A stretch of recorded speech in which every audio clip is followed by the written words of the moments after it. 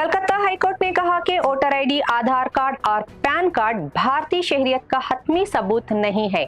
ये बात अदालत ने सुमन मुल्ला की जानिब से दायर हेबियस कॉर्पस दरख्वास्त की समाअत के दौरान की। दरख्वास्त गुजार ने कहा कि उनके भतीजे नासिर का नाम वेस्ट बंगाल में स्पेशल इंटेंसिव रिवीजन मुहिम के दौरान वोटर फहरिस्त से हटा दिया गया, जिसके बाद उन्हें एक हिरासती कैंप में रखा गया। हालांकि नाम हटाने के खिलाफ उनकी अपील अभी जेर समाअत थी। दरख्वास्त गुजार ने यह साबित करने के लिए कि नासिर भारतीय शहरी हैं, अदालत में उनका वोटर आईडी, आधार कार्ड, पैन कार्ड और बैंक पासबुक पेश की।